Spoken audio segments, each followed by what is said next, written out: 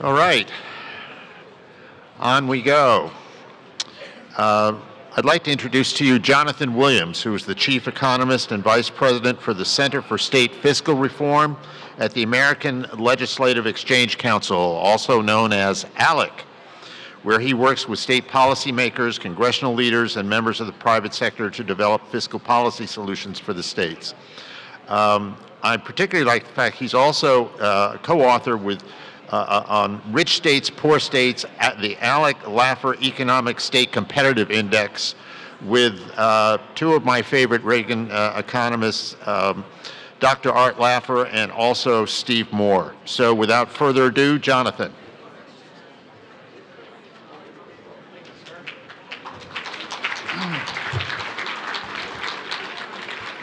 Well, good morning, everybody, and greetings from the land of make-believe, Washington, D.C., where I come from.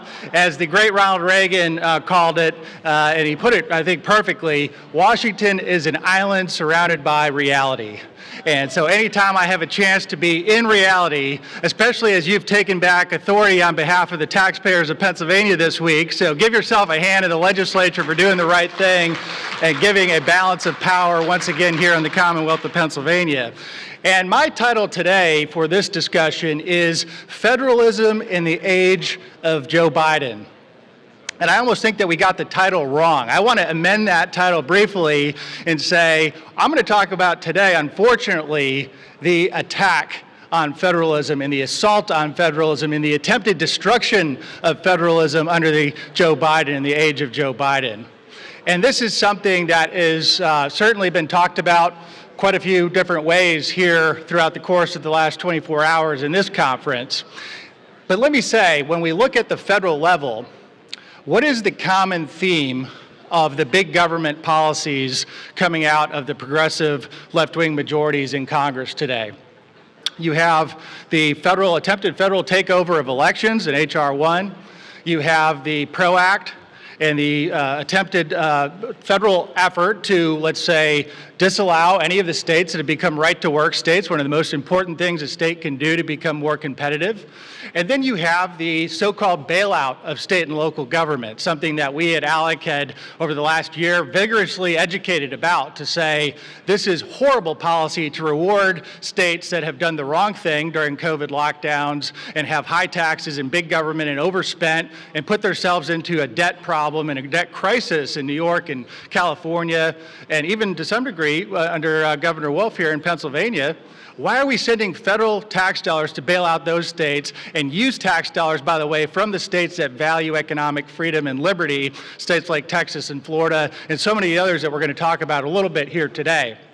So fast forward to March, President Biden signed into law that another $350 billion of your hard-earned money to go and backfill pension promises in high-tax states like New York and California.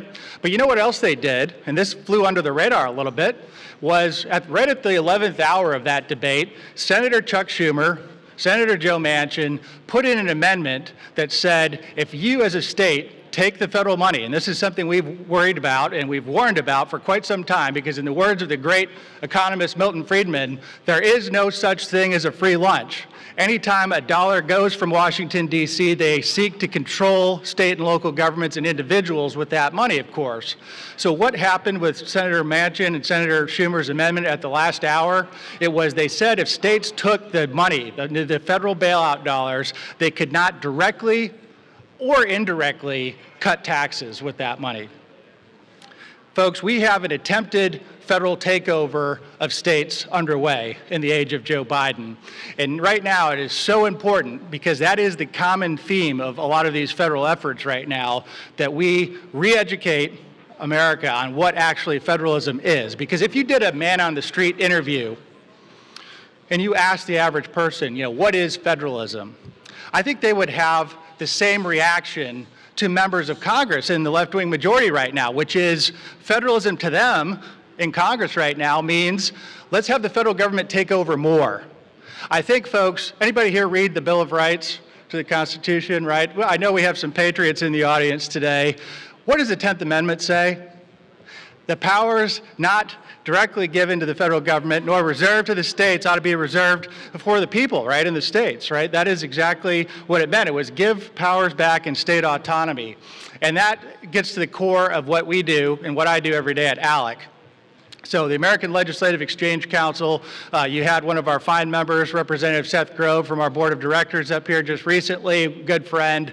We are the nation's largest nonpartisan membership organization of state legislators who believe in three principles: free markets, limited government, and federalism. So for us, this is a big deal when it comes to preserving state autonomy. And it's not just for the sake of preserving some state authority and state government authority. It's the sake of protecting taxpayers and the sake of protecting individual liberty across the country. And folks, over the last year, we've seen this issue come home really close to here in Pennsylvania, of course, with Governor Wolf. Imagine for a moment, this may be a nightmare scenario, but let's imagine for a moment that America last year was governed by somebody like Tom Wolf. Right? Does that make you lose sleep at night a little bit just thinking about that? But if we did not allow the states to be these laboratories of democracy as our founders envisioned, we wouldn't have had different case studies to look at to say, well, guess what? Ron DeSantis in Florida never shut down his state's economy. He's actually looked to continue to have a free market approach and cut taxes. And we had the Florida example. And then, of course, we have the Andrew Cuomo and Phil Murphy and Tom Wolf and Gavin Newsom example on the other side.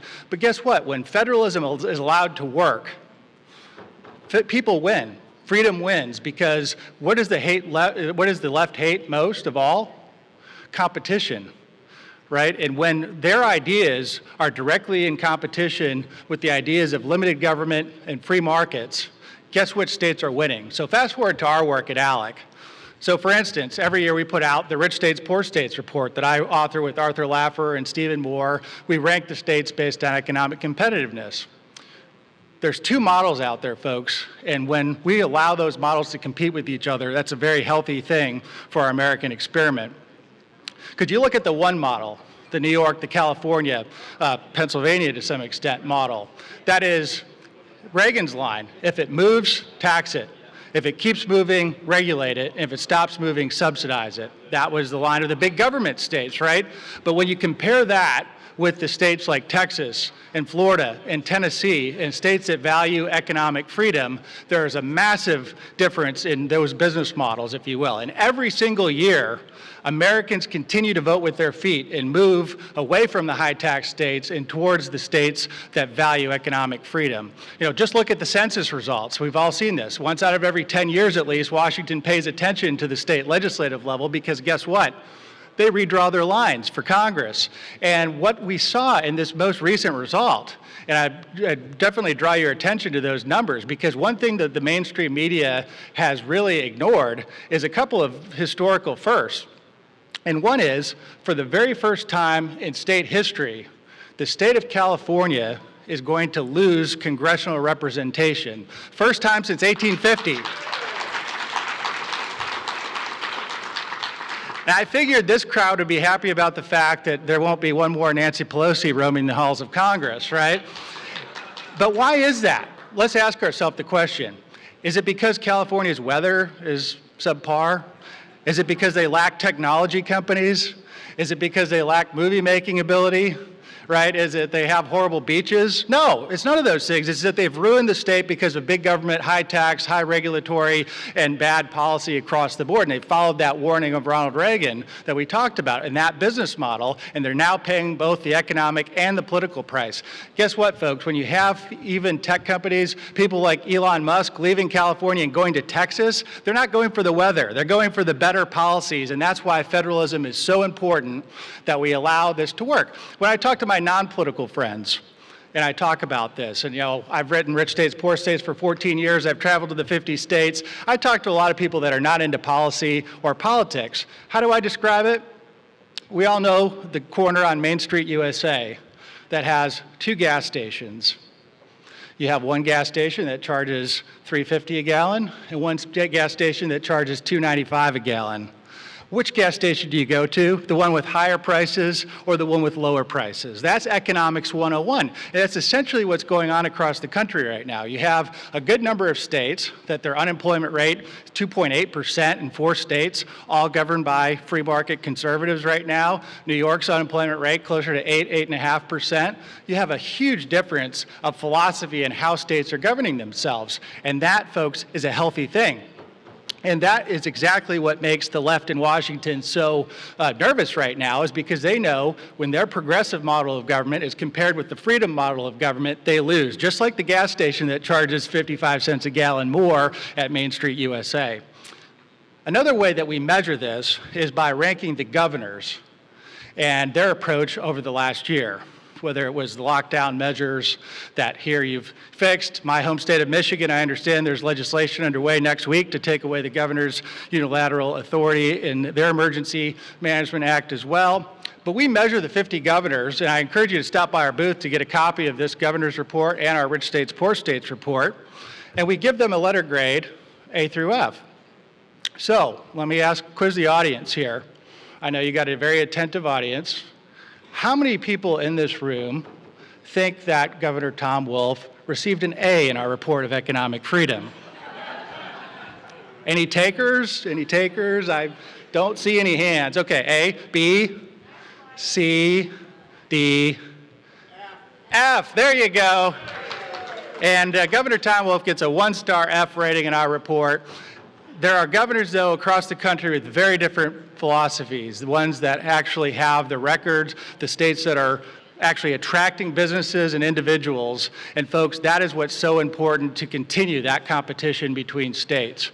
So for instance, you think this is over the top per se to say that the federal government would come in and try to stop this competition? I've given those 3 examples with H.R. 1 and with the PRO Act and with the ban on state tax cuts. But if you think I'm kidding, this actual same discussion of protecting states, in this case nations, with high cost models and high taxes is happening right now. I don't know if you've seen the news, but Treasury Secretary Janet Yellen is supporting a proposal to have a minimum global tax on businesses of at least 15%, if not higher. Because what do they want to do by that? They want to protect nations in that case that have high taxes and harm nations like Ireland, for instance, that has the lowest, some of the lowest corporate taxes in the world. And guess what? So much of the manufacturing and so many of the jobs have gone to those countries like Ireland. I could foresee a scenario, folks, if we don't continue this fight on really educating on federalism and staying involved and watching what's happening and connecting the dots and seeing what this effort is all about at the federal level of determining the future of states, I could foresee a scenario where we say a state must have a minimum 5% income tax, right? Is it that far-fetched if we're going to do that at international scale to say that at the state level? So therefore, Texas and Tennessee and Florida and all the states that value freedom and go without an income tax in those cases would be required to have one. That, for me, is something we ought to need to be very, very concerned about going forward. So let me just say, to end, our work is certainly needs to continue, and it's important that you all stay engaged. And it's important that we don't all, there's so much, I think, in D.C., being based there, it's so easy to pay so much attention to the flashy objects in Washington, and that's so important to pay attention to. But for us, and I think for all of us, we need to remember that our founders' idea was the big decisions, most of them, should not be made in Washington in a far-off central government in Washington, D.C. They should be made in the 50 laboratories of democracy, the 50 state capitals, the local levels of government that are more responsive to individuals. Because imagine what you just accomplished here in Pennsylvania and overturned King Tom's rule over the last year with the COVID lockdowns. Imagine if that was a national policy. What would be the recourse at that point? How much more difficult would that be to remove a tyrannical authority or a law at the national level, especially given that Nancy Pelosi and Chuck Schumer run Congress right now? It'd be almost impossible. You can do it at the state level. You certainly can do it at the local level. So please stay engaged. Be involved with ALEC. Encourage your state legislators here in Pennsylvania to be involved with ALEC. We have some great members. We'd love to have more, but our fight for federalism and liberty must continue. There's a lot of work to be done. And I'll leave you with this. The great line of a great man, Winston Churchill. This is not the end, nor the beginning of the end, but the end of the beginning.